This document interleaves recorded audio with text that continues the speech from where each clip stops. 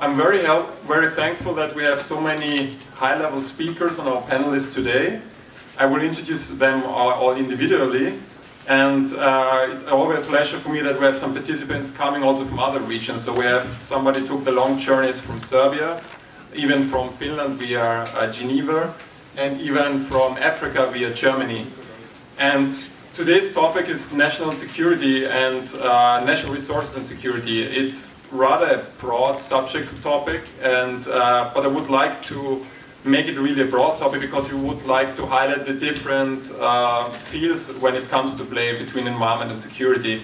So we have structured our panel discussion presentation in the way that, first of all, that we want to give you some concrete examples where environment and security comes into play, so where they're interlinked.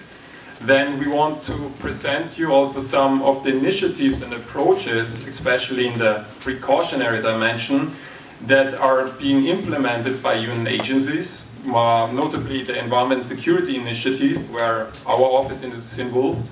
Then we would also like to present you some other initiatives that have been taken on, for example, by Gaia. Mr. Pazirini is representing Gaia today.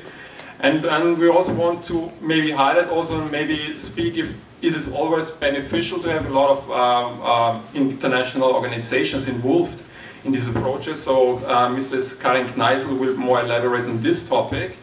And then last but not least, we also want to show you how we can stream the practice that has been gained in these different approaches and initiatives to stream it in the academic sector and what sort academics can benefit from the experiences gained.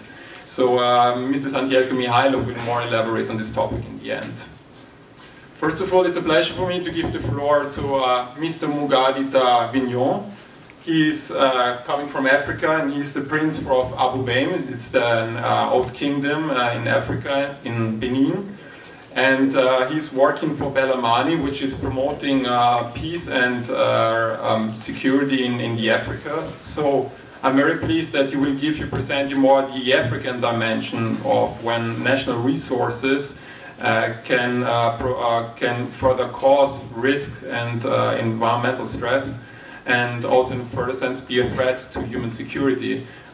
He will deliver his presentation in German, so I want to question first, who of you is able to understand German? I suppose the majority will.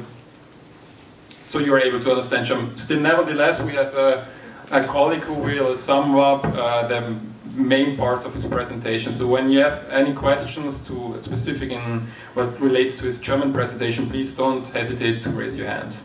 Thank you. In solche Kreis, dass es die Stimme der Betroffenen, das auch zum Reden kommt. Ich sage schon vorab, ich bin keine Experte in dieser Runde. Ich bin keine Experte von Ressourcen. Ich bin keine Experte von Sicherheit, obwohl ich wurde vorgestellt, dass ich mit Sicherheit indirekt zu tun habe. Ich befasse mich seit vielen Jahren mit dem Thema des Friedens. Und natürlich in der Region Afrika, wo es keinen Frieden gibt, beziehungsweise wo es Konflikte gibt, da ist natürlich die Frage der Ressourcen, die Frage der Sicherheit ganz vorne. Wie gesagt, ich werde hier nicht zu viele Zahlen, weil ich möchte nicht falsche Zahlen geben, da ich keine Experte bin. Ich werde einfach versuchen, mehr die emotionale Seite hier anzusprechen. Nach meiner Erfahrung in solchen Konferenzen, es werden über Sache gesprochen, über Themen, wichtige Themen, aber der Menschen ist meistens nicht in dem Mittelpunkt. Und das ist das, was ich versuchen werde, jetzt hier vorzutragen. Ressource und Sicherheit und Afrika. Ich habe überlegt über dieses Thema, was kann ich Afrika da bringen? Es gibt ganz einfache Antwort. Afrika ist der Kontinent der Ressourcen. Und nach meinem Verständnis, die Ressourcen in Afrika versuche ich die in 2 Punkte zu unterscheiden. Und der eine Punkt ist die erneuerbare Ressource. Und unter erneuerbare Ressource verstehe ich als Nicht-Experte, da sind die Ressourcen zum Beispiel Wasser, Wälder, Pflanzen, Erde, Wind und alle diese erneuerbaren lebende Ressourcen sind natürlich in Afrika zu finden, genügend. Und der zweite Punkt ist die nicht erneuerbare Ressource. Und die nicht erneuerbare Ressource in Afrika, da sind eine ganze Reihe von Bodenschätzen, die ich nicht unbedingt einzeln hier erwähnen will. Wir versuchen natürlich nicht über alle diese Ressourcen hier einzugehen. Da habe ich wiederum keine Zeit und wie gesagt, ich bin kein Experte. Ich werde nur 1 oder 2 Ressourcen rausnehmen als Beispiel in Verbindung mit Sicherheit und Konflikten. Am ersten Beispiel, ich nehme mal Ressourcen in Afrika als Wasser als Ressource. Afrika hat einen bekannten Fluss, das ist der Nil. Und der Nil kommt aus dem Süden, beziehungsweise aus unteren Nilen, kommt aus der Gegend von Sudan, ganz unten, und der geht durch verschiedene afrikanische Länder bis nach Ägypten.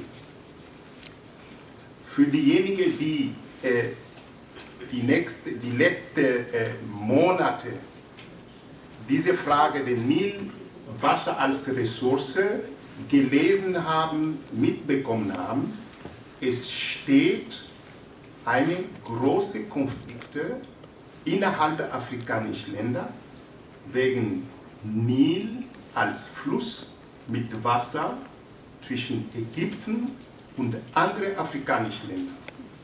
Und die zweite Ressource, worauf ich gerne eingehen will, das ist natürlich die Bodenschätze und die Rohstoffe. Für die Bodenschätze, da gibt es eine ganze Reihe, aber ich gehe erstmal auf die Rohstoffe als Öl. Und da gäbe es für Afrika ein paar Beispiele, abgesehen für die heutige Zeit. Man kann viel in der Zeitung lesen, wird uns was vorgemacht, was jetzt in Ägypten, in Libyen passiert ist. So, aber es gibt natürlich in einer anderen Region Afrika auch Öl. Und dort, diese Öl als Ressource bringt nicht immer Glück in diese Region. Am Beispiel Angola. Angola ist einer der größten Ölexporteure geworden, Exporteur der Welt. Aber bis Angola so weit gekommen ist, Angola musste 20 Jahre Bürgerkrieg durchmachen. Unter anderem auch wegen Öl. Nigeria ist so ein parables Beispiel. In Nigeria, das Ölförderung bringt mehr Schaden als ohne diese Ölförderung. Das heißt, für die Bevölkerung dort, das ist zunächst einmal, die haben von dem Öl, der Gewinn von dem Öl, die haben gar nicht. Und hinzu kommt, dass die Ölförderung in Nigeria das hinterlässt eine sehr große Umweltschäden. Und die nächste Ressource für mich natürlich, das ist die Bodenschätze. Und die Bodenschätze, da gäbe es eine ganze Reihe. Und ich will nur ein paar Zahlen nennen. Zum Beispiel, dass Afrika hat 20 bis 40% Uranvorkommen der Welt. Afrika hat über 80% der Platinvorkommen der Welt. Afrika hat 50% der ganzen Kobaltvorkommen der Welt. Und Afrika hat 18% von Vorkommen von Titan. Und Titan ist eine der wichtigsten, der gefragten Rohstoffe momentan für die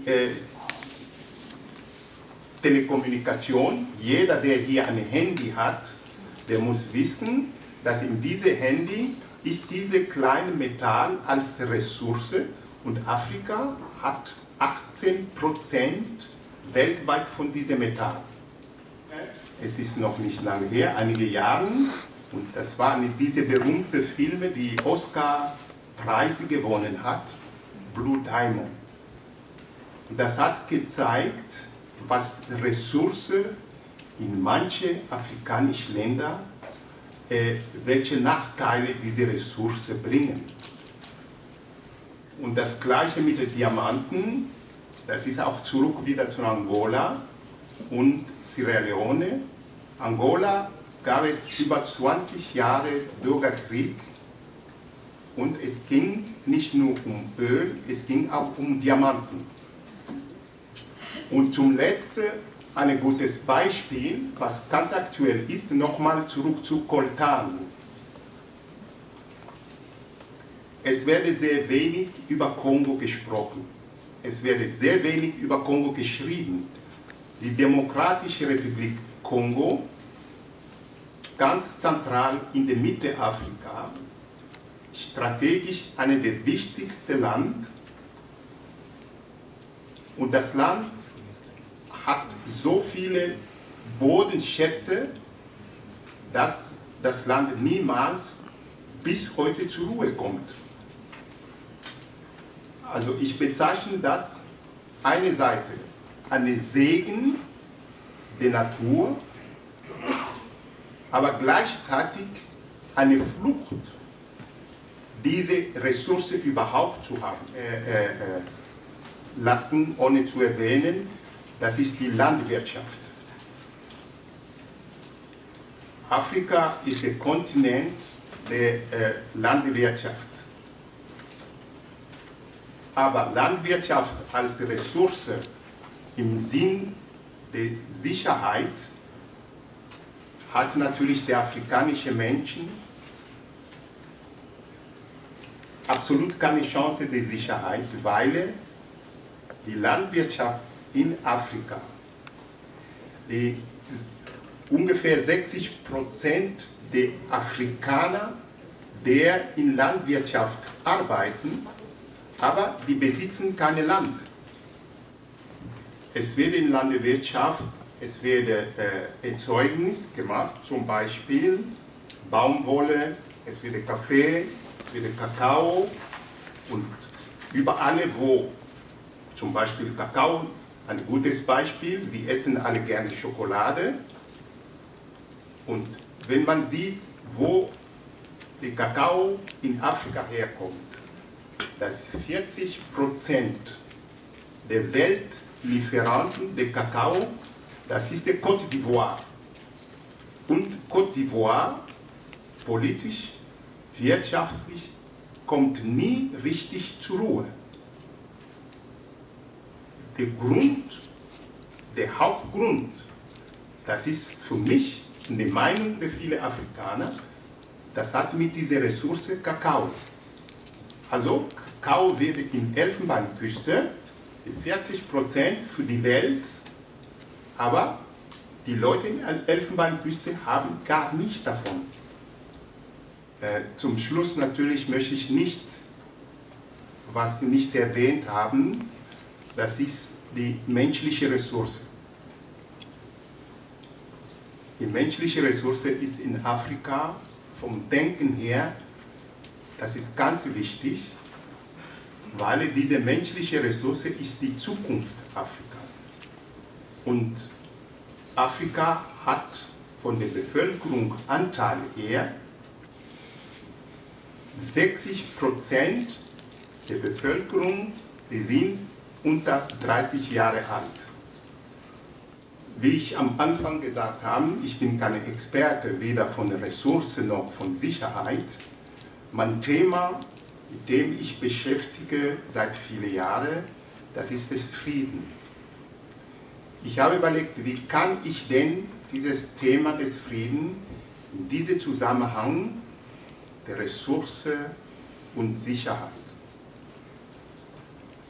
Ich hatte letztes Jahr die Gelegenheit, hier im Haus meine Vision des Friedens für Afrika vorzustellen. Diese Chance wahrgenommen und meine Vision des Friedens, egal wo es Ressourcen gibt, die Konflikte bringt, aber wir sollten nicht die Hoffnung zu Frieden aufgeben. Und der Frieden für mich, es sollte dargestellt werden in Form des Symbols.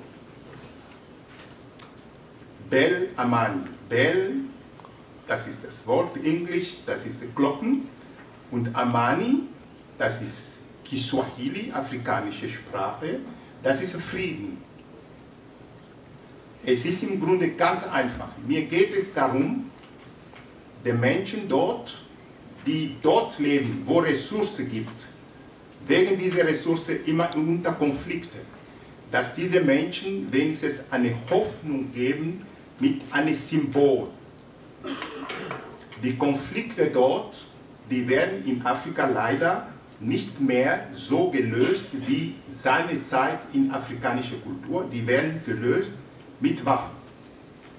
Also die Hoffnung, Frieden mit den Glocken. Lärm der Waffen ist tödlich und destruktiv.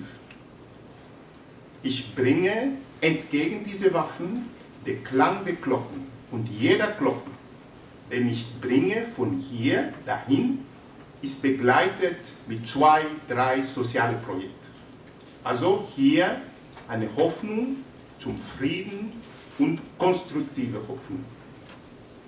Ich bedanke mich. I just want to give you a brief introduction to what we are actually doing. So, as I said before, we have a small office in the E-building on the 4th floor. So we are actually a branch office of the regional office for Europe within UNEP, which has its scene in Geneva. And our basic 3 main activities, to put it in a nutshell, are the following, as you can see from the presentation above. So first of all, we provide the Inter-Syrian Secretariat of the Carpathian Convention. So on your left-hand side, you will see the head of the Secretariat of the Carpathian Convention, Mr. Harald Eggerer. I probably guess that most of you have never heard of the Carpathian Convention, but probably some of you are familiar with the Alpine Convention. So to put it in a nutshell, it's a regional framework agreement, a convention that has a multi-sectoral approach and is aiming at sustainable development and environmental protection in the Carpathians. So it's not, it's a mountain range that is in the eastern part of Europe and faces similar challenges, but has distinct features as many other mountain regions. Our other main activities are activities within the wider mountain partnership. So within the mountain partnership, we provide the environmental experience, also we are the environmental reference center. So we're providing UNEP's expertise in this field. And our third activities, which I'm going to explore more on, is the so-called NSEC. So we provide the focal point for the Western Balkans, for Southeastern Europe, under this initiative. So in my presentation, I want to give you a brief overview about NSEC.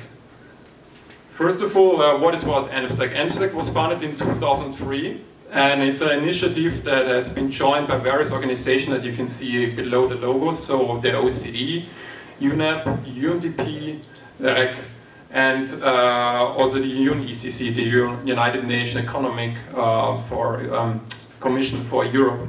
So as you can see, there's a lot of different expertise involved in this initiative. When it comes to security, it's the OECD, but also the NATO. When it comes to the technical expertise and to environmental assessments, is of course UNEP. And this has been joined together, so they joined the forces to establish, to bring back the link between environment security and to reduce the interlinkage environment security risks. And it has a budget of 20 million, and so far on the ground, more than 50 projects have been implemented.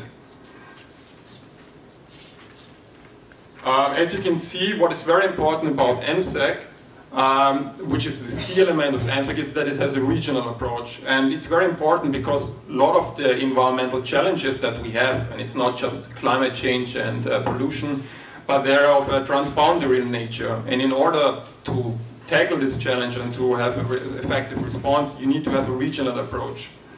So these are challenges in the various regions that we have on the map, namely Eastern Europe, Southeastern Europe, Southern Caucasus and Central Asia, are very extensive and different.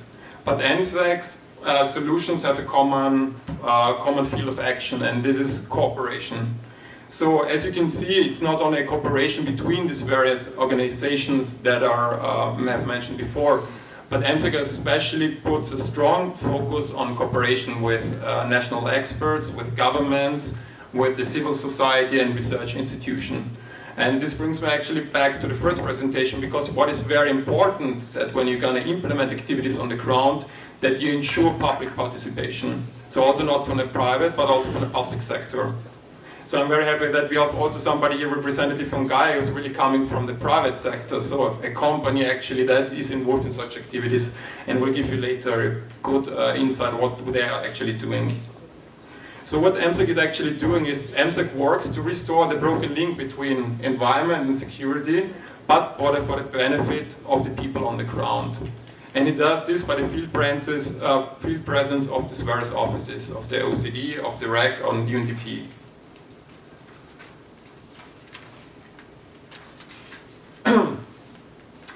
I will have to skip a bit because we are running out of time. Actually, I want to highlight you the methodology that NSEC has adopted.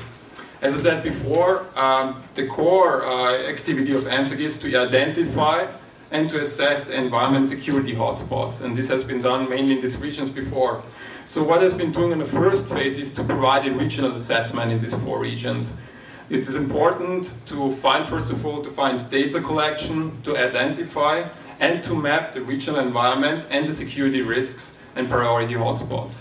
Because to do this mapping actually and to do this visual output is very important to bring it to the attention of political stakeholders, not only on the regional level but also on the national level.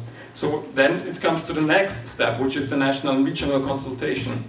So these assessments and reports that have been carried out in the first phase are presented to these people. Then consultations are had and certain priorities and activities are defined. So once the priorities areas are defined and the work programs are defined, then it comes to the concrete project implementation. So the organizations will implement these specific projects in the field, and from various variables lessons can be drawn. A lot of different linkages between environment and security. We have, for example, climate change, which can cause migration and which can pose a risk to security. We can also have transboundary pollution, which poses a threat to security. So as you can see, there are different types of these interlinkages between environment and security, and it's in fact a very complex issue and a very complex network, let's put it that way, that is hard to assess. But NFSEC has put its focus on mainly 4 activities that you can see below, behind me. So first of all, it's the management of shared national resources. This is actually what we are doing also in the Western Balkans. So we are trying to establish transboundary protected areas in the Western Balkans. The next one interesting issue that I'm going to explore more later on is the identification and the reduction of transboundary risks from pollution and waste. Mining, for example, is in the Western Balkans a really high issue on the political agenda, as well as, for example, also in Central Asia. Pasirini will talk about this later. Another field activity of MSEC, which puts focus on, is awareness raising and strengthening capacities. Because in a lot of fields, also when it comes to mining, the technical expertise in the countries per se is missing. So what you have to do is really that you create a certain outreach and build the capacity. So people, actually the national people, that can work on their own later in the future, even when the projects are finally ended. And fourth and last but not least, that it's very important to mainstream the environmental consideration in security policies and promoting environmental cooperation in conflict areas. Also, climate change has become a pressing issue for the MSEC, and I'm not going to explore any specific activities, but what I want to see is that it's becoming also a priority area in the field of MSEC, and especially in the Southern Caucasus, and we are also now engaged in climate change adaptation projects in the Balkans. I just want to give you a few examples what our main activities are in the different regions. As I have said before, MSEC for the time being is focusing on 4 regions. Let's put it, say, more in the neighborhood to Vienna. First of all is Eastern Europe. So in Eastern Europe, MSEC has focused very much of initial assessment of environmental risks and a strong cooperation with Belarus, Moldavia and Ukraine. For example, in projects include, for example, chemical dumps and the creation of monitoring systems, but also about the analysis of the radioactivity in and around Chernobyl. OECD, for example, is promoting an integrated water resource management.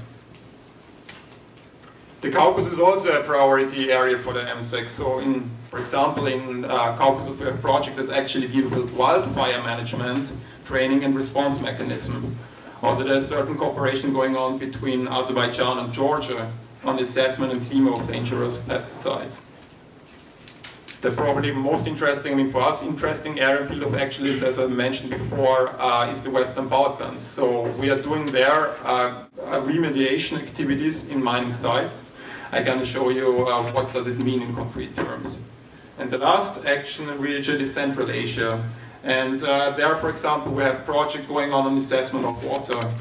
Also, another project is focusing on the mitigation of excess of toxic waste from abandoned Soviet era uranium mines. So again, here we have the problems that are caused by the mines. In the end, I want to give you some brief activities, or give you some brief overview of our activities in the Western Balkans. As most of you might know that mining, the exploitation of resources, resources and also the processing of resources has been a very long one of the core activities for the economy since a long time history in the Balkans. But the fact is that a lot of mining sites in the Western Balkans have been abandoned meanwhile, and a lot of have run out of financial means. Financial means that you need actually to close down the mining sites properly and to mitigate the environmental impacts that they have caused. Because a lot of mining sites have caused a lot of environmental stresses, for example, pollution of the air, pollution of water. And when it comes to pollution of the water, we have a bigger problem, because actually it's the waterways that are causing that the pollution that is caused is also more brought in a transboundary context. So maybe other countries will have faced the same problems that other countries have more or less maybe caused. And this is why you need to have some sort of transboundary cooperation, this regional approach, to tackle this and to avoid that this environmental stress is causing any risk or any conflict probably between states involved. Bad sides of mining. And this gives you shows you some hotspots. This is actually one of the outputs that has been done on the MSEC, so to create some sort of mapping, which is important, to show political stakeholders which are actually the mining sites that we have that are causing risk environmental stresses. What is also a problem, what I've mentioned before, is that most of the states or the mining sites, they don't have not only the financial lack of resources to counter this problem, but also not the technical expertise. And another problem is that you don't find the owner who is actually can be held liable for the problems. So what we have been promoting and what has been shown as a good practice is that we try to mainstream the so-called mining foreclosure concept. The miner foreclosure concept is some sort of, let's call it, intelligent or sustainable mining operation. So that people who are actually, like, even before they are starting mining activities, but at least when they are before the cessation of mining activities, they have to integrate a certain planning in their mining activities, which means, for example, they have to deposit a certain means of financial resources that can be used after the closing of the mining site. But also environmental concerns and everything has to be integrated in the management plan for mining sites. And this is something what we're really trying to promote in the Western Balkans. And this is what is very important right now at the moment, because actually a lot of states and the governments in the Western Balkans, they are privatizing their mining sites. So this is a good opportunity and now time to close down a lot of mining sites, but also when they are opening new mining sites, then they actually start to develop such a mining foreclosure approach. And this is very important because, I mean, the Western Balkans, they have a lot of capitalization. They can capitalize on these national resources, furthermore to boost the local economies and also to attract foreign investors. So what I have produced, for example, and you find copies below on the table, is that we have developed and produced such a synthesis report that actually summarizes the activities of what we've been doing in the Western Balkans and gives some certain guidelines and also what you can do actually to start to develop such an intelligent mining approach. Also, we've produced, for example, some interactive regional map, which we bring to the attention of political stakeholders, show them, listen, you have seen these problems are happening in these regions, this you must do, but also give them some concrete examples how it can look like if you want to close down a mining site properly, which means, for example, a really good water management, but also in other examples. So it's a good example where you can see a mining site actually that has been looks like this before the remediation activity, and this afterwards, which has been implemented by UNDP on the ground. Welcome to this afternoon session, ladies and gentlemen. I hope that I will be able to lead you now to some sort of mental excursion to a completely different area of the planet, Central Asia, the Caspian Sea, where we also have the interlinking of environmental issues, security policy issues, and of course also lots of legal issues, since the Caspian Sea until this day does not dispose of a definite legal status. The problematic is still going on. To whom does the Caspian Sea belong? How should it be divided? And the point of departure for all kinds of legal deliberations has been in the past. It has now been settled somehow. Is the Caspian Sea a true sea, or is it just a lake? Riparian states have come to the conclusion, more or less, some sort of consensus, that it is a lake. So we will not see the application of the United Nations Convention on the Law of the Sea. What would I like to share with you? In order to solve the territorial issues, we have seen all kinds of multilateral cooperation. The issue is, can it be solved in a bilateral way? Is there room for multilateral cooperation? In the end, it often breaks down to bilateral cooperation. And because it's all about power politics, it's all about having physical access to certain resources, which are to be handled in a multilateral way can prove a bit cumbersome. We dispose, in particular when it comes to the Caspian Sea, also to numerous legal instruments, to a wide range of international organizations, agencies that are already involved with limited success.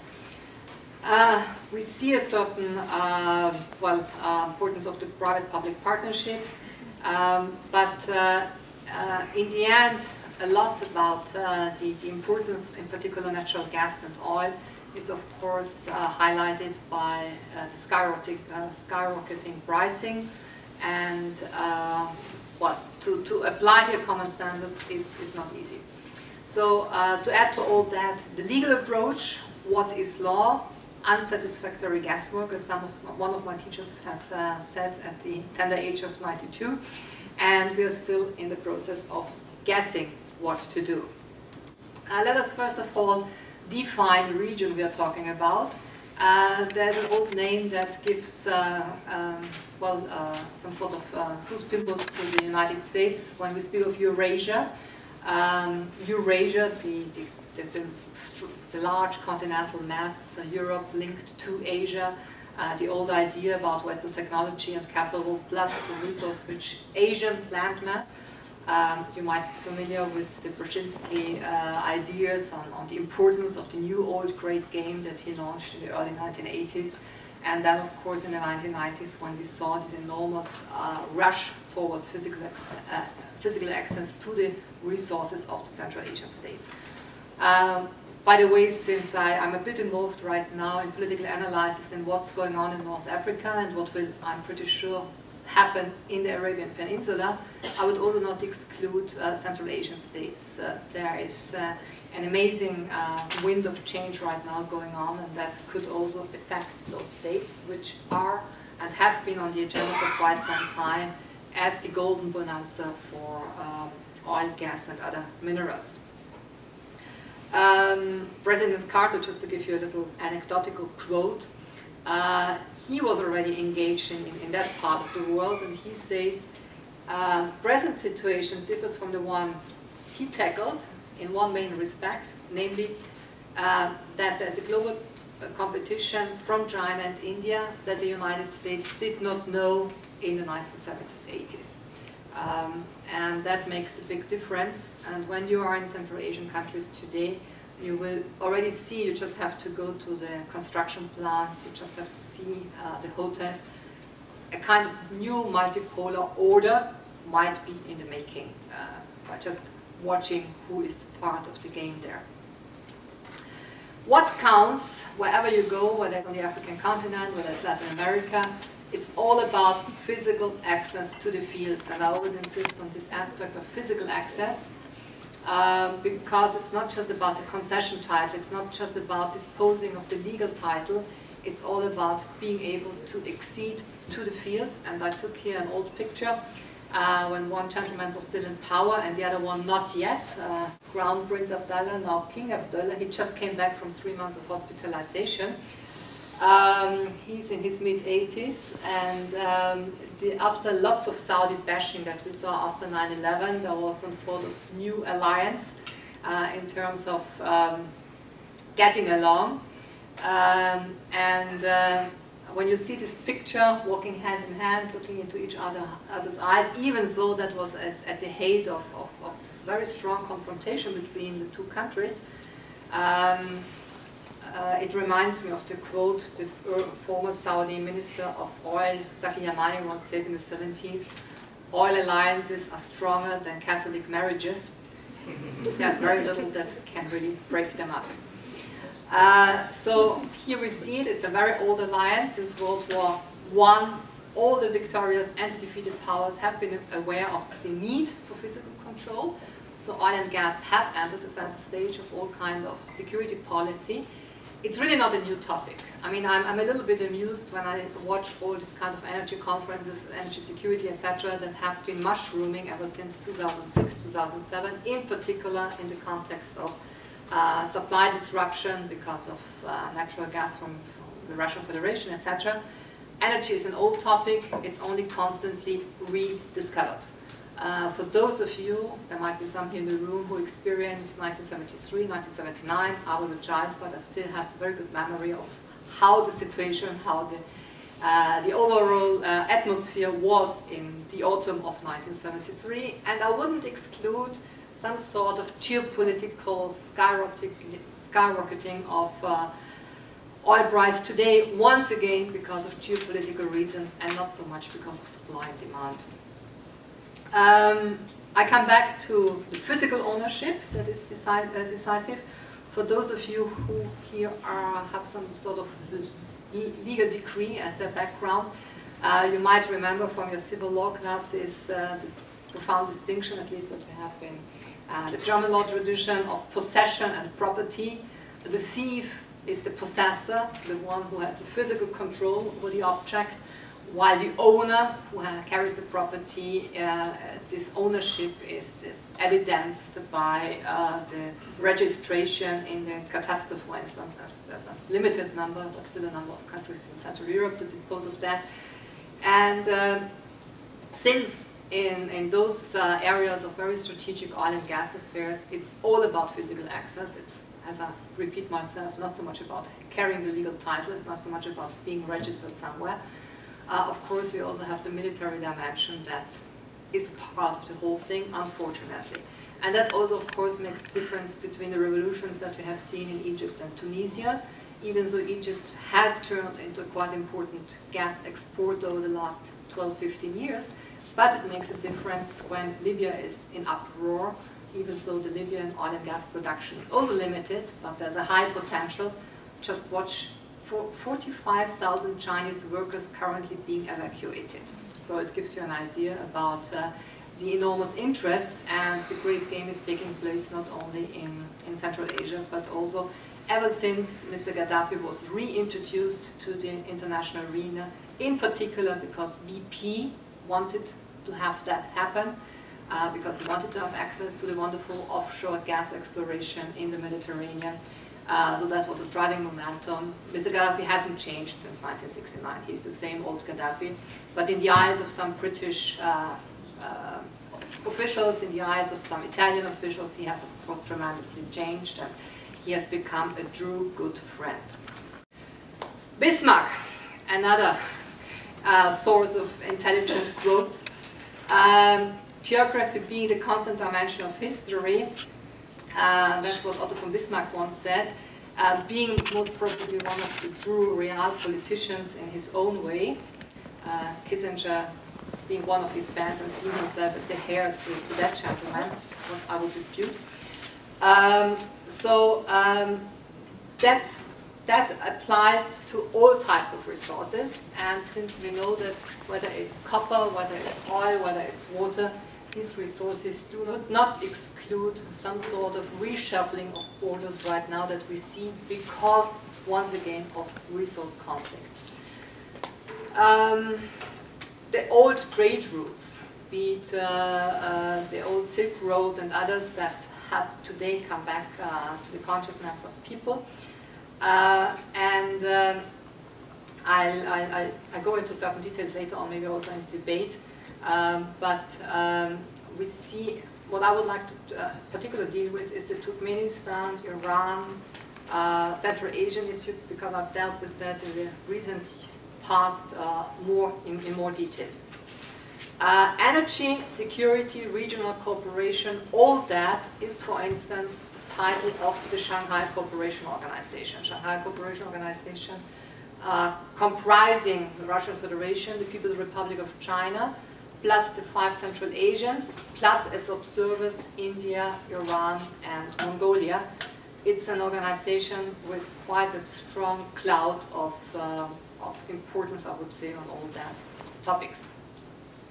Take another place, take a country like Iraq, that was not created along the so-called Sykes-Picot Agreement, as we often think of when we think of the Middle East.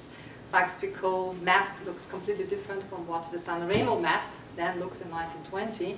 The Sanremo map, in order to trace borders between the British and the French mandates on the remnants of the Ottoman Empire, those borders stem from an oil agreement. And actually you can say, that's my thesis, that the Middle East, and in particular a country like Iraq, was created along a pipeline agreement. The gentleman who participated in April 1920 in San Remo, if you ever have a chance to go there, go to the Hotel Landra. There's still an indication on which tablecloths they carved, so to say, the little borders. It was all gentlemen from oil companies who did the mapping of the Middle East. And Iraq could also, maybe one day, that's my personal risk assessment, fall apart along oil production sharing agreements. And there's a very strong potential for Iraq falling apart, in particular because of its resource richness, which is unequally dispersed across the country. And a particular problem to all that, of course, is the federal constitution, that was somehow imposed by a referendum in October 2005 on the people, a constitution that doesn't really work. James Baker, the former US Secretary of State, in his 79 points for how to solve Iraq, which he did for the outgoing Bush administration back in 2006, said what we really have to do is to get rid of that federal constitution. Now, we have in Central Asia a number of unsolved legal issues. I already mentioned it briefly. What's the Caspian? Where to trace mutually accepted borders? As we know, boundary regimes prevail even in case of fundamental change of circumstances, the Vienna Convention on the Law of Treaties. Borders remain. Borders cannot be changed because a colonial empire is dissolved. Africa, uti possidetis principles. We continue with the borders which we inherited. We have seen the secession of Eritrea in 1992. We are currently watching the independence of Southern Sudan, a name still to be found for this new country. Whether this will have some sort of domino effect in terms of border changes in the long run, maybe Libya, on the agenda right now, remains to be seen, but there's a certain risk in that. And people have always refrained from opening the powder keg of Pandora's box by not trying to discuss border issues too much in detail, knowing, being aware of those problems. Now, the European Union considers itself as a normative structure, and as a simple EU citizen, I would say it should remain true to its rule of law doctrine, and it should first clarify certain legal issues, such as where are the borders, before it starts to invest. But the European Union is not always fidel, is not always loyal to its own principles. And we see that in particular when it comes to eagerness towards the Caspian. Now, Lake, Sea, what kind of delimitation? Before 1992, before the breaking apart of the Soviet Union, the Caspian belonged to only two countries. They were not always at friendly terms with each other, but it somehow worked. We dispose of numerous conventions between Persia, later Iran, and between the Russian Tsarist Empire, later turned to the Soviet Union. But before the breaking apart of the Soviet Union, there was just the Soviet Union in the north. There was no Kazakhstan, no Turkmenistan, no Azerbaijan. Today the situation has become much more complex, in particular also because of the need to have access to those oil and gas reserves. Even so, it should be mentioned that Azerbaijan is the oldest industrial producer of oil. Baku is by far the oldest one, I think at least 60 years older than many other old oil cities. What kind of legal regime do we have here? The legal status, well, I don't want to bore you with that too much, but let me just mention that we have here a framework convention for the protection of the marine environment of the Caspian Sea, but still we do not have the exact border limitation. Governments can agree maybe on such important issues also as marine protection, and when you think of the Caspian Sea you might also think of caviar. It's not anymore caviar exported because of marine degradation, because of ecological, not only pollution, but severe destruction. But of course what is much more important and where the big money is in the big oil and gas exploration. There where it becomes much more complicated. I just took here from the EurasiaNet a few quotes, which I don't want to go here now too much into detail, but there is an old standing conflict, in particular between Turkmenistan and Azerbaijan. And here I come back to the European Union, which is dreaming a little bit, and maybe in an illusion, of some sort of trans-Caspian pipeline to bring gas from Turkmenistan to Azerbaijan for pipeline projects such as Nabucco, which you might have heard of. The problem is where to trace such a pipeline, if you call it trans-Caspian, if Iran and Russia are not in agreement on that, and even if the Turkmens and the Azeris might reach some sort of agreement, which is a kind of up and down issue, it doesn't really work. And there have been also in the past much more downs than up in this bilateral arrangement. We have, of course, another source that might help us, another tool. We spoke before about multilateral cooperation, multilateral regimes that we have, and we have inter alia the Energy Charter Treaty, which is a very important tool when it comes to model agreements, when it comes to legal consultancy in terms of land rights. And Article 6 of the second edition of the model agreements of the Energy Charter Treaty, which disposes of its own secretariat in Brussels, and has been a quite rising agency. It speaks here about boundary and territorial disputes. No boundary territorial dispute between or amongst any of the states shall interfere in any matter with any project activities. So there might be some sort of possibility to suspend the legal, the diplomatic strife and to go ahead with some sort of model agreement, but it's of course one risks then to be on a terrain of legal limbo. The model agreement suggested by the Energy Charter Treaty and the Energy Charter Protocol, well, this is now another source that here I would go into too much legal detail and contract detail, but I would just like to bring it to your attention that it's not that we don't have sufficient tools, that we do not have enough actors to deal with it. My little bit maybe ironic note would be maybe we already have too many in those kind of multilateral cooperation being part of the game. Now, what counts, of course, for the investor, what counts for the BPs and the Exxons and the Sinopecs of the world is predictability. The moment I have a contract, we have the old rule, pacta sunt servanda, the contracts shall prevail, the treaties shall prevail. But it becomes very problematic when you enter such a strategic matter like upstream investment. It's once again about big oil, big power, big money. And here I don't dispose of inside knowledge about all types of contracts, but I've seen the one or the other. And as a simple lawyer, I would say the one or the other reminds me of a pactum leonino. It's not a fair treaty. It's really something that is unfair, that in German we call Knebelverträge, where one side dictates the other side what to do, and in particular, this is the experience for international oil companies which try to have desperate access to the upstream, which is run by national oil companies. We have the very complex dimension that a number of oil companies dealing in Siberia and Stockman fields recently had with environmental regulations, taxing, when there was the one or the other ex-post nationalization of concessions. So all that enters, and it's a risky thing.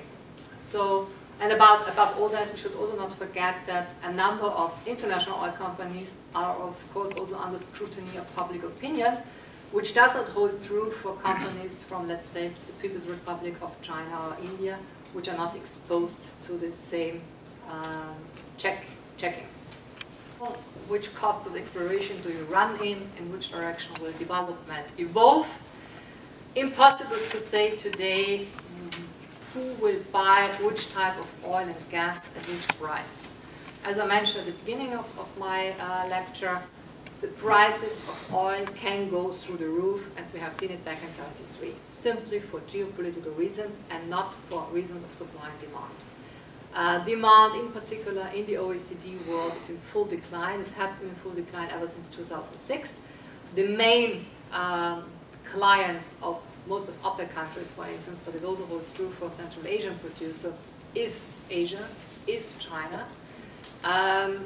We don't know where China will move to, neither politically.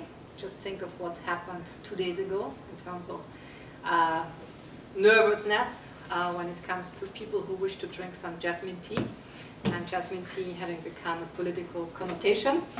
But it's also, of course, because of an economic bubble that we might see there. We have no idea. It's all about guesswork. And if I were today an investor, I would say I simply wouldn't dare to take the decision of any kind of investment, because I think nobody really knows where demand will go, who will be the demand, and at which price will you be able to sell that. Oil is going up. Gas, however, is very low. The gas price is even declining for various reasons. One is the recession, the other one is that shale gas has entered the scene, and shale gas all of a sudden has endowed certain gas importers like the United States to turn into gas exporters. LNG projects, some people even say that LNG import terminals in the United States might turn into LNG export terminals. What I would like to add to that is it's not a natural law that Central Asian oil flows and gas flow west or north. We are, from a European perspective, from a northwestern hemisphere perspective, a Russian perspective, there's a certain conviction that it does. It does not. Just look at what happened in Turkmenistan 1.5 years ago. Chinese built within 11 months a pipeline for gas of 2,600 kilometers in 11 months. Mm-hmm.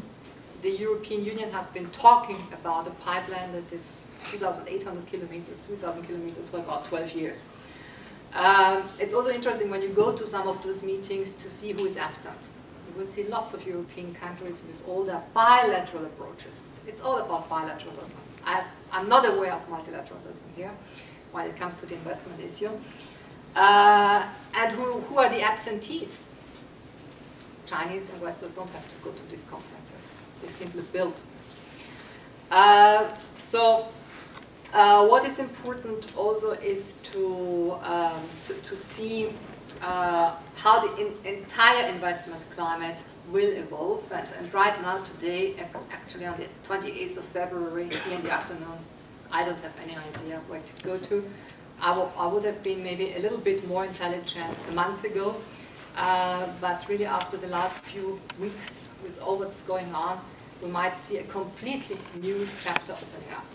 Not only geopolitically speaking, but also in the energy business. Because maybe, if everything goes smoothly, energy companies in the future will have to deal in a different way with national oil and gas companies. And to put myself once again, I don't want to sound as the advocate of the investor side, but without the investor you can't do it. It's all about also security in demand. Where will this price go to? Where will the oil and the gas market stay? Really, I don't know. So I've taken too much of your attention. I thank you for it, and look forward to your questions. Good afternoon, everybody, and indeed a pleasure to be here. Thank you so much for extending the invitation to myself, and also I'm very happy to be sitting here next to the ex-colleagues and very knowledgeable people on the issue of natural resources and security. Well, there's two challenges. One, that I was first asked to give a presentation with 20 or 30 minutes, which I'll need to now compress to 10 minutes or 15 minutes. Secondly, I hope that you're not longing so much for coffee that I do, and you'll have a stamina to go on for another 45 minutes of the presentations. I'm here speaking, right? Thank you. As in the capacity of the chairperson of the Gaia Group, which is an energy, climate, risk assessment consultancy that mostly partners with corporations, governments, and international organizations. We basically run sustainable business strategies. We operate globally, but we mostly work from our offices in Finland, Switzerland, China, Ethiopia, and Argentina. I'll be requested to give you a few examples that would perhaps serve as food for thought and food for discussions here later on the issue of natural resources, environment, and their relations to disasters and conflicts. First, a little bit before going on the examples, show a little bit of the context of this issue. I mean, there's hardly nobody probably in the room that is not aware of this growing trend in terms of the numbers of the natural disasters and man-made disasters. We do know that we are all basically vulnerable, whether we live in Finland, Ethiopia, in any part of the world, including Austria, I believe, we are all vulnerable to disasters. In the last 20 years, there's been more than 2 million casualties because of only natural disasters. And of course, we also know that more and more these sort of disasters are linked to the climate change and the weather-related events. But what is the point? The point is, yes, we are all vulnerable, but there are some that are far more vulnerable than others. If you look at this sort of a casualty during the last 20 years, we know that actually 98% of them taking place in the developing countries. And it is indeed the least developed countries that are also sort of the most sort of prone to disasters and least capacity to respond to the needs of the sort of disasters and to adapt to the changes that the climate change is imposing. And the point is that we actually by and large know by now, thanks to sort of extensive work of the scientists and environment sort of across disciplinary teams, that where sort of the climate change, where the natural disasters are likely to take place in the next near future. We do know that there's about 130 million people living at the high earthquake risk areas, 120 million living in the early yearly hurricanes and cyclones, and that more than 70% of the people of the world live at areas which are having a risk of drought. And there is actually as we know where these disasters are likely to take place, it's also good to note that there's an increasing body of knowledge when it comes to how environment management and ecosystems can help to reduce the risks of these disasters and more so help to mitigate the impacts of these disasters. And this is a message that I would like to convey to everybody, but in particular those who deal with the development policies and those environmentalists, that please, there must be a way to reintegrate environment management into the development assistance frameworks to the least developed countries in the name of reducing the disaster vulnerability of those countries. So here just highlighting that ecosystems can be a reasonable a tool to buffer against hazards, and how environment management reduces hazard risks, and how ecosystems and management of natural resources can be used to reduce the number of risks in a changing climate. Few examples, just as a kind of a service once again, trigger thinking. Forest and grasslands can help prevent soil erosion and improve slope stability. This is all by now actually traditional knowledge, but unfortunately, when we look at the last 10 years and development assistance frameworks, far too little is dedicated to these kind of very traditional and good ways of working on the issues that both are related to the climate change and to disaster risk reduction.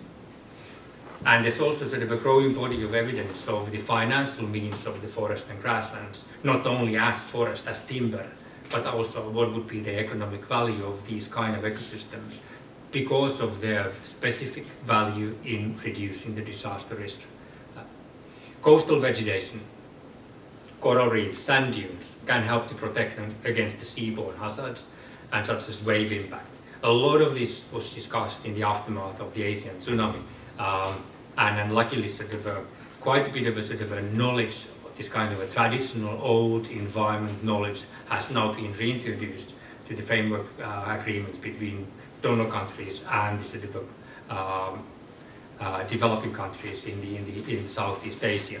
It was noted that the 12,000 hectares of mangroves in Vietnam, which costed about 1 million to construct and plant, have directly reduced the cost of the sea dike maintenance by in the order of 7 million per year. So over a period of 15 years, that's quite a bit of money being saved because of the mangroves. Wetland ecosystems can help reduce the impact of floods and regulate water flow. Again, there's been a lot of traditional knowledge of this, but far too much money is being spent on the concrete kind of hard engineering solutions and overlooking the potential of the cheap and well-functioning wetland ecosystem solutions to flood management. Forest management works a perfect tool in many areas to prevent the wildlife fires and forest fires. This is an unfortunately unfortunate, good, scary evidence, slide about how deforestation and disasters are linked.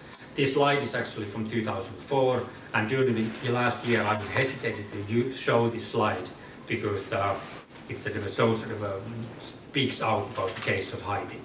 If you compare the situation in Haiti and in the neighboring country of Dominican Republic, you can see that even before the last disastrous earthquake a year ago, there was a growing body of evidence how the disasters, same disasters, had much a bigger impact, unfortunate impact in Haiti than at the other end of the island in the Dominican Republic. And there's one difference that strikes when comparing the situation, and that is the state of deforestation in the countries. Whereas Dominican Republic has been because number of good and bad reasons actually maintained their forests and even coastal forests. But on the other hand, in the Haiti, deforestation rate has been excessive over the last 35 years, and that unfortunately has led to casualties and a high number of casualties in the past disasters. Conflicts. The red being the colonial wars, the blue being state-to-state wars, and yellow the international wars, and the green one the internal conflicts. United Nations Environment Programme a study on from conflict to peace building actually has established that there's a link, that 40% of the internal conflicts actually have a link to natural resource management and actually the improper handling of natural resources. And a link to natural resources doubles the risk of a conflict to relapse within 5 years. And this actually, this is one of the first systematic assessments of these issues that has been carried out by UNEP. And thirdly, very importantly, only 25% of the peace agreements include any provisions on natural resource management. This has led the United Nations Secretary General last summer to in his report note that I call member states and the UN system to make questions of natural resource allocation, ownership and access an integral part of peace building strategies. But that is still to come, and I suppose message is clear. Now moving on to examples.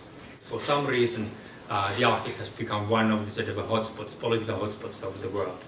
Is it the tipping point, meaning that the environment change is taking place where there's no way back? Or is it actually the success story of the international community, the regional environments that the people and the governance systems to create a success? The Arctic has become a paradoxical kind of a symbol of climate change and how environment change leads security. Environment change in the Arctic is the result of complex chains of events.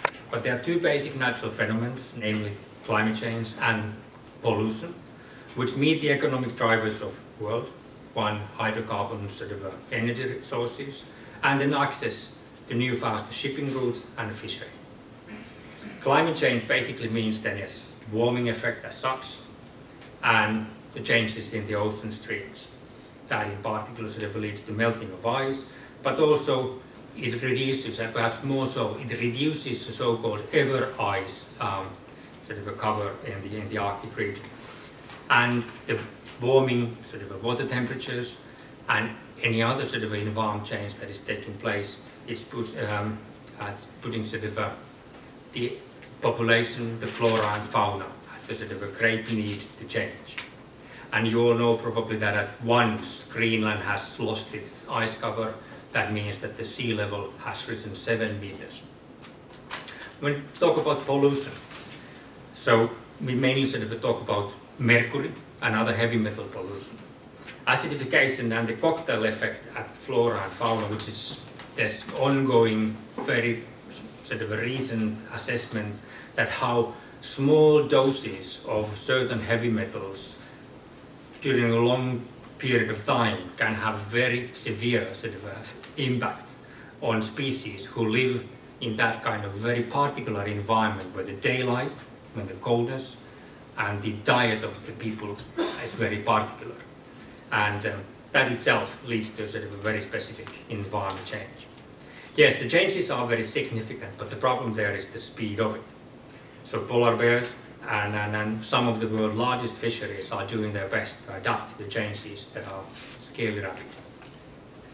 The Arctic region, yes, at the same time is the region which is host probably some of the world's largest undiscovered oil and gas reserves, but it also sort of houses two of the world's largest fishery resources and a number of other sort of lucrative minerals and new shipping routes. There are about 4 million people living in the Arctic region, and this includes manifold indigenous groups whose cultures and livelihoods are threatened. And at the same time, the Arctic is the home for 7 rich nations, powerful nations, which have the means to study and execute environmental sort of policies. These sort of 7 nations and many other sort of countries and research institutions have actually realized during the last number of years expansive sort of environmental scientific assessments in the polar regions. And by and large, one can say that the science is already in place in terms of knowing what's going on. Yes, it's always to predict very precisely how the nature is going to react to the change. But nevertheless, by and large, the science is there. So the remaining question is governance. And much of the discussion on the Arctic governance focuses on the role and mandate of the Arctic Council.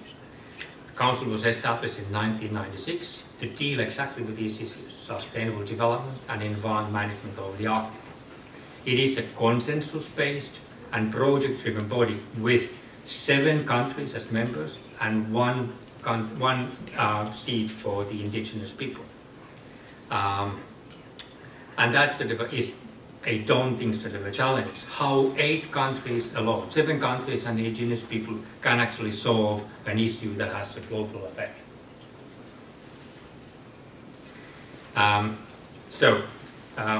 There are many sort of critical voices, and actually only very recently, as you may have heard, sort of countries like China and Korea has placed sort of a request to be observers to the Arctic Council. But so far, the Arctic Council and the countries there sort of wants to keep sort of the Arctic Council for themselves for a reason. They know the region very best, and they have the legitimate sort of a right for their region. Anyway, so the Arctic today is the barometer for the state of the world's environment, and it's the victim of unsustainable development in the other parts of the world. And indeed, sort of it's the place where substantially sort of potential sort of large oil and gas reserves take place.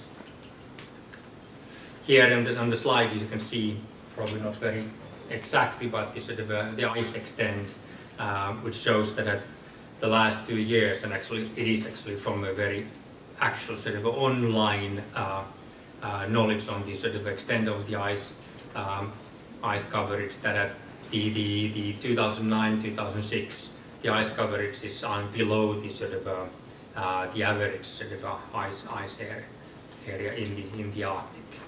Its effects on the Arctic, as well as the new economic interest amplified by the high price of oil, are making Arctic the hotspot where everybody wants to have their share, and it's the place where environment change means security, and it's the change where environment governance will make history for the better or for the worse. I walked through sort of my notes on the other sort of environment and security hotspot of the world, namely Fergana Valley. It's a valley between Kyrgyzstan, Tajikistan, Uzbekistan, about 300 kilometers long and 70 kilometers wide. It's the most populous part of the Central Asia, and with a growing population, very fast growing population. It's the region which is in many ways crucial to the importance of the development of the entire Central Asia. It's the backbone of the agriculture in the region. Water flows in the region affect vast areas of entire Central Asia and beyond, and it was and continues to be sort of the industrial priority area in the region. There is water, but it's the distribution that is problem. Whereas Tajikistan has more than 11,000 cubic meters per year per capita, Uzbekistan only has 700 cubic meters per capita per year, and only 200 in Turkmenistan. The region has severe floods and droughts, and there's been rapid changes in the land use. The legacy of mining and metal processing factories have left behind some of the most polluted sort of areas in our continent. There are 10 abandoned uranium mining sites that you already were referred. This one is Tajikistan. This is an example of a industry of gold mining in the central Tian Shan in Kyrgyzstan, where actually the melting glacier is increasing the glacial lake, which is posing a risk at the tailings, the mining tailings, and actually a pond was a cyanide pond.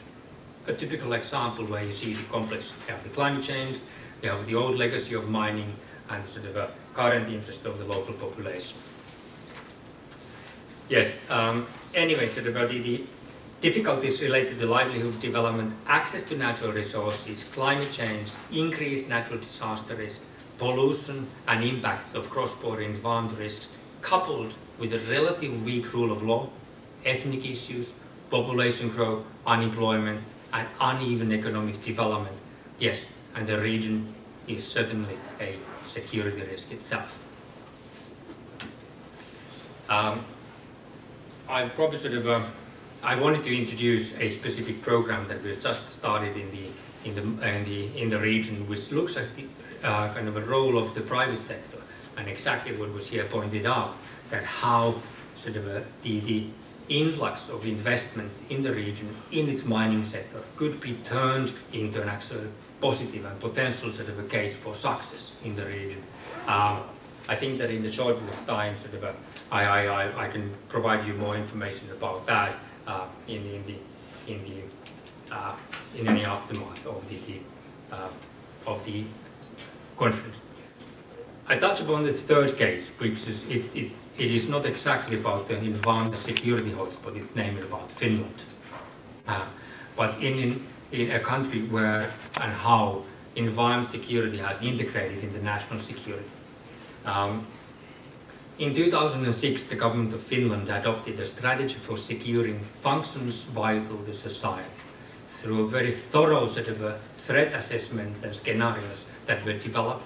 The government and its partners sort of adopted a national security plan which wants to secure that the sort of vital functions of the society and how they could be secured, to be operated and continued, whatever happens. The program is divided into several areas, looking at the international activities, internal activities, and so forth. And the environment sort of threats are being integrated in every single part of it. When you look at the internal security issues, it looks at the rule of law issues, but it also looks at sort of in how environment damage and other comparable threats could be integrated. Sort of the threat scenarios that were run in preparations of the strategy included sort of a specific detailed environment sort of scenarios. And it looks at the way that these sort of environment scenarios were developed, sort of specifically looked upon changes in the environment that can harm or endanger human health, impact the business environment, and threaten the existence of species, destroy preconditions for agriculture and foresting, contaminate water sources, erode urban environment, and alter the ecological balance. So these kind of sudden or gradually developing environmental threats have been totally sort of integrated in the national risk sort of plan of the government of Finland, and that I think that it represents one of the unique sort of ways how actually what we speak about is actually brought into total sort of a backbone of the security apparatus of a country. I stop here. Thank you so much for your attention. You know, I think that I will make some kind of exercise thinking about these connections or thinking, because I experience multi-stakeholder function. I'm a full professor at the University of Novi Sad and being the dean of the Faculty of Environmental Governance at the first private university through the accreditation near Novi Sad. This is Educans University near Novi Sad. I'm working with and for UNEP for years. I was before becoming the minister civil servant. I was a minister, and now I'm working as a consultant and expert and co-president of NGO UNEP accredited and IUCN as accredited member NGO. And from that point of view, I would like to say it is not, and I have a little bit provocative questions through my presentation, it is nice to be a scientist and researcher, but it is not enough to be scientists and researchers. It is nice to be a politician, but it is not enough to be a politician. It is nice to be UN practitioner, but it is not enough. The thing is to have at least the feeling to be sensitive to the other, to have a partnership, to do something on the really changes or something to do on this. And I will start with something, thing what is really following the presentation we have before. Now, in February 2011, what are the precautionary dimensions in natural resources and security? You see the map. This is what is the oil, natural resource. And I'm showing this map for at least 3-4 years to my students. And it is really surprising or not surprising how the unsecured regions are following unsecured supplies of oils. You see here on the right side, you have how much some particular countries spend oil reserves, and on the right side, this really blue color is the potential reserves of oils. And you see the situation. The unsecured region or countries are coming more or less to the countries what have the oil reserves. That means that you see these are Algeria most. We have Nigeria, Mexico, China, Libya, Kuwait, Iran, Iraq, and on the bottom you see Saudi Arabia. And if the pattern is what it is in the last decade, we could expect that some things of insecurity situation is going to be happened in Saudi Arabia too.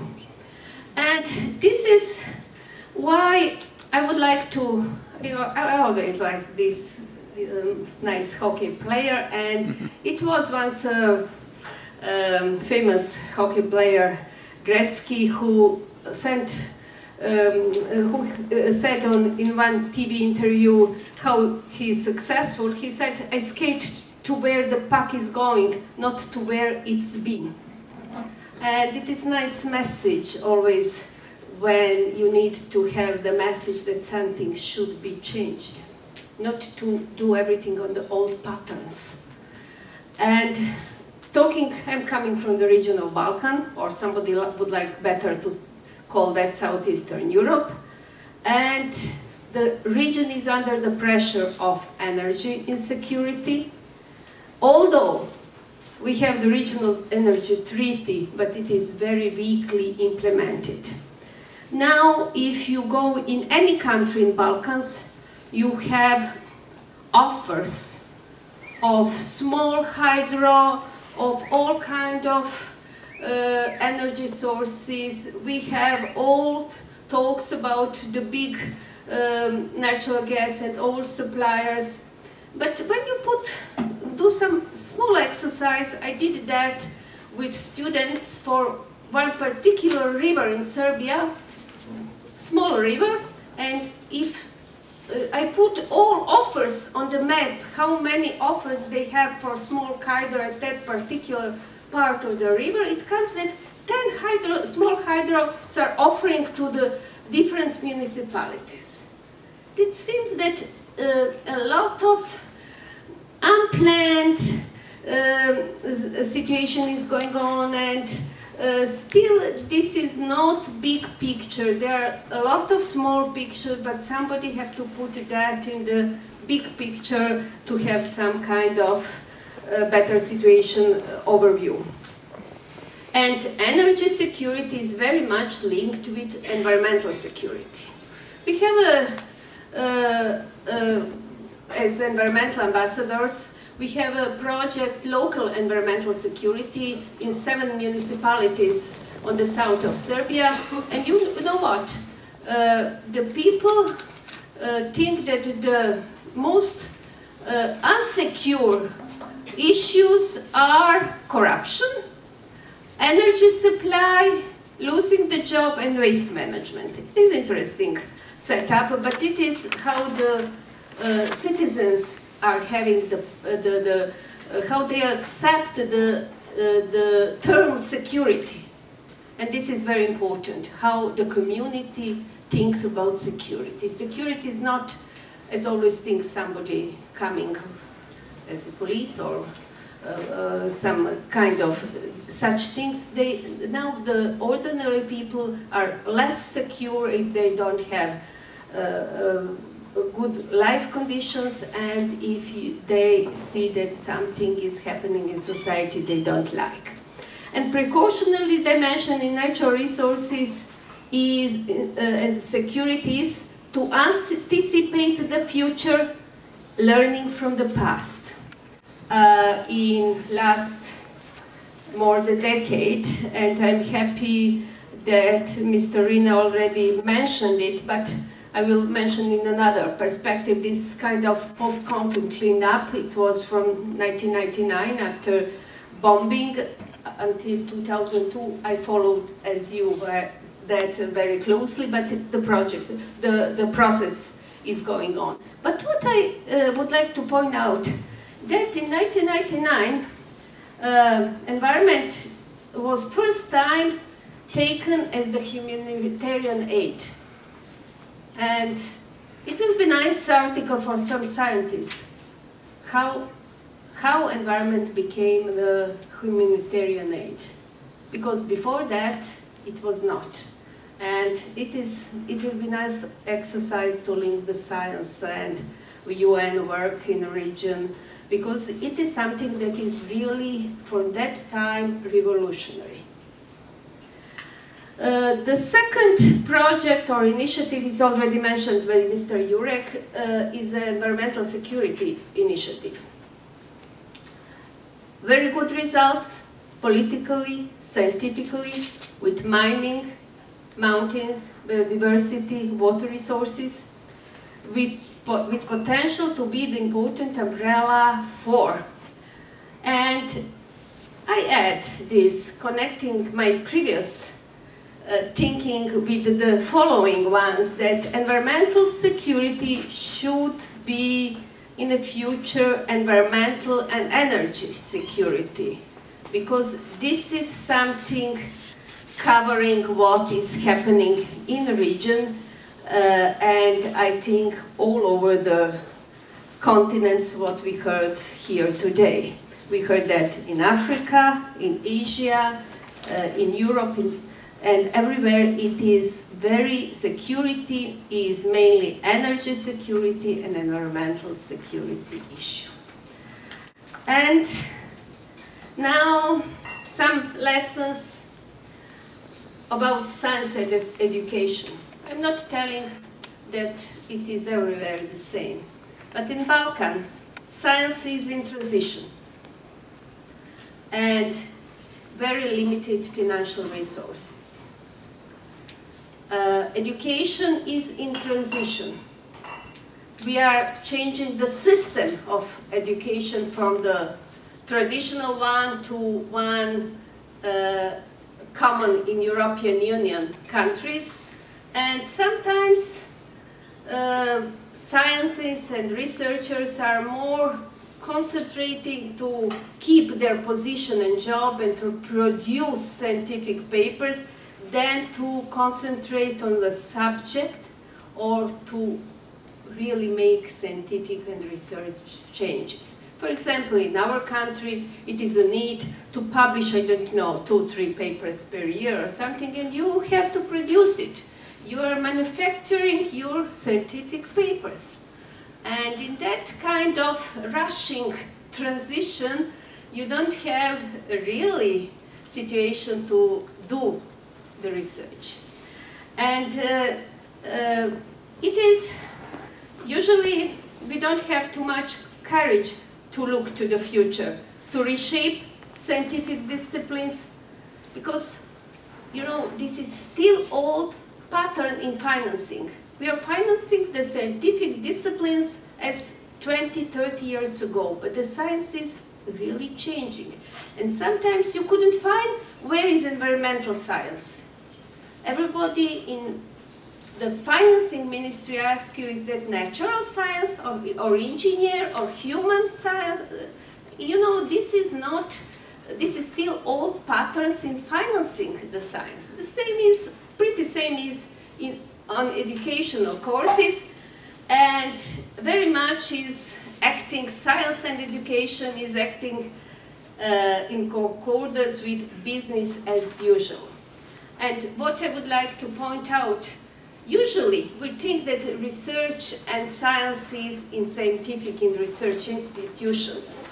Now in the last 10 years, we have situation that we have a very good research results from some NGOs or from some other organization, consultant organization, who are not accredited for research. And this is something that we have to work out. What is the meaning of the science in research, and what is the main goal, to have result-oriented research or to have scientific papers and have a nice academic job? I have it, and this is not a point that but I'm just questioning because this is too visible that it is not the pattern for the future.